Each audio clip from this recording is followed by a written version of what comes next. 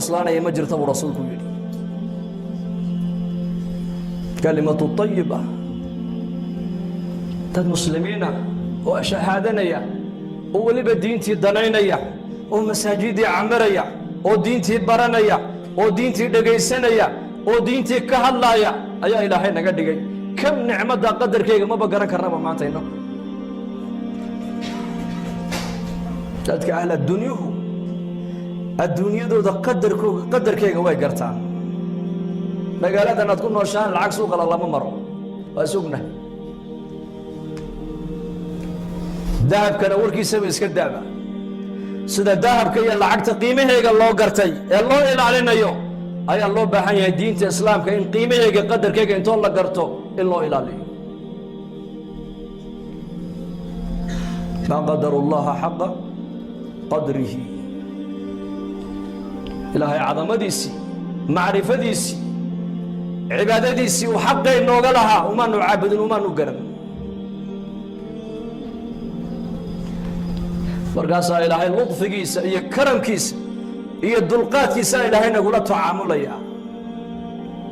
waa ilaa acmaal aan mutaysanay inaan arlada dusheeda aan ku joogno ma hayna maanta laakiin raxmaddiisaan ku joognaa dulqaadkiisaan ku joognaa ludfigiisa ayaan ku joognaa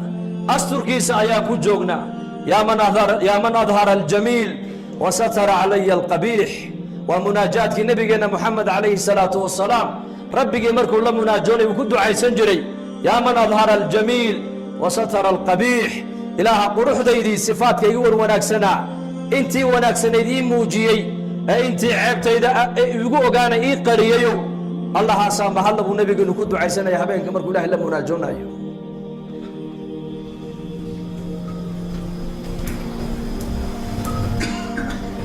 nicmadda intaan haysanna la rabaa inaan eegno inta naga maqan ha eegin inta kaa maqan ha eegin dadka maanta muslimiintu intooda badan waxay eegaan nicmadda inta ka maqan bay eegaan yu'taa yowma alqiyaamati يؤتى يوم القيامة بأنعم أهل الدنيا من أهل النار فيسبق صبقة في النار ثم يقال هل رأيت خيرا قط هل مر بك نعيم قط dadki adduunyada soo maray min maalinkii adduunyada la abuuray ilaa saacadda qiyaamadu ay dhacayso kii ugu nicmo badnaa ee ugu barwaaqo badnaa ayaa banka qiyaama la keeni buu nebigu yihi calayhi salaatu wasalaam laakiin isagoo ahlu naar ayaa la keeni doonaa oo naar loo sii wado hal mar keliya intoo la soo qaado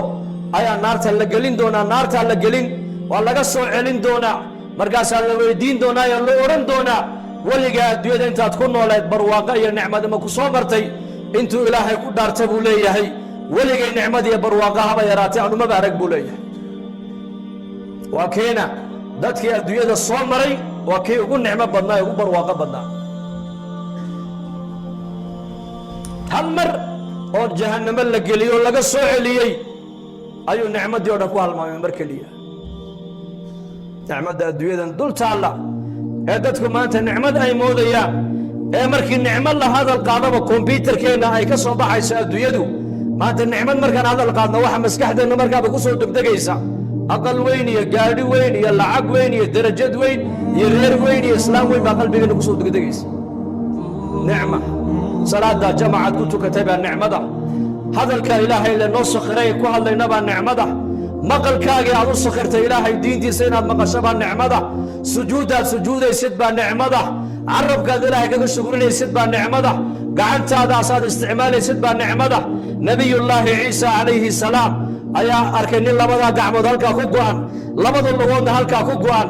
indhalo oo weliba aan waxbana arkaynin barasloo jidhkiisu cad yahay oo leh ilaaha waxaan ku mahadiyaa balaayo badan oo addoommihiisa ku dhacday ilaaha iga ilaaliyey baan ku mahadiyaa buu ku ducaysanayaa markaasuu nebi ciise calayhi salaam ku yidhi balaayada adiga kaa maqaneed ka alla baryaysaa maxay tahay adigan gacmihiina waad laadahay lugihii waad laadahay araggii waad laadahay midabkaagii waa doorsooyin waa baras baad leedahay waa maxay nicmadda adiga dhibaatada dadka kale ku dhacday ee balaayada ummadda kale lagu riday ee adiga ilaahay kaa ilaaliyey waa balaayaday gudaad sheegaysid wuxuu yidhi aniga ilaahay jalla wacalaa wuxuu i siiyey qalban shaakiran wa lisaanan daakiran qalbi waxa ilaahay igu deeqay mar walba ilaahay aan ku xasuusto ku haya cadamadiisa iyo maxabadiisa iyo jacayladiisa iyo carab waxa ilaahay siiyey mar walba aan ku haya dikrigiisa iyo daacadiisa miyaynan balaayo ahayn buu yidhi ilaahayna laga magan galo dadka ilaahay quluubtii intuu siiyey qalbigoogiina ilaahay ku garan la carabkiina ilaahay uu siiyey carabkoogiina ilaahay ku xusila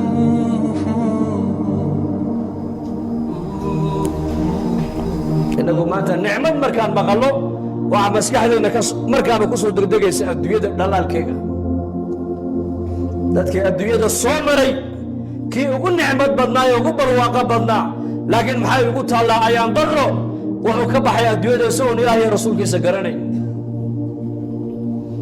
laa yagurannaka taqallubu aladiina kafaruu fi lbilaad mataacun qaliil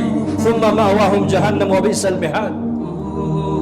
ilaahay baa qur-aanka inoogu sheegay weligoodba gaaladan arladan ay kolba dhinac u gagadoomayaan ee kolba waxay teknoloji ay soo saarayaan ha ku degin baa nebiga lagu yidhi ha ku degmin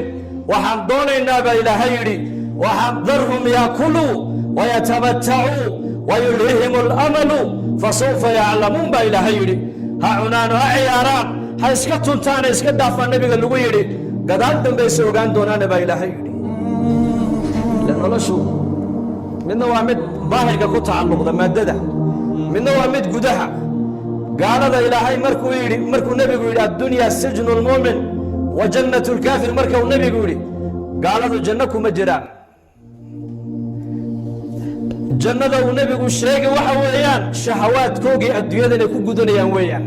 waxba ka xaaran maaha iyaga waxay rabaan bay cunayaan waxay rabaan bay cabbayaan siday rabaan bay u soconayaan waxay rabaan bay daawanayaan meeshay rabaan bay marayaan waxay rabaan bay fuulayaan waxay rabaan bay ku hadlayaan waayo iyaga maaragtaan xalaal iyo xaaraantu qofka muslimka loo soo dejiyo shareecadaas qofku markuu ashahaato ee uu islaamnimada soo galo ayay xalaashii xaaraantu qabanaysaa marba hadduu gaal yahay uu ilaahay garanayn uu rasuulkiisii garanayn uu shareecaddiiyo diinta aaminsanayn shahawadiisii adduunyadanu ku gudanaya isagu markaa jannadiisii waa halkan maalintuu dhintana jannadiisii buu ka baxay oo jahannama loo qaadaya isaga marka daahirkuu ka raaxaysanayaa daahirka aqal wanaagsan gaadhi wanaagsan guri gabadh qurux badan dhar qurux badan waddan qurux badan nolol daahirka ka qurux badan laakiin gudaha way ka ooyayaan amaa muslimka miyaa muslimku daahirka haddii xataa uu noloshiisu ka toosnayn uu dalkiisu burbursan yahay oo abaaruhu ku badan yihiin oo cadaabtu ku badan tahay oo faqrigu ku badan yahay oo bugtaantu ku badan tahay oo rafaadku ku badan yahayna qofoo muslimku guduhu ka raaxaysanaya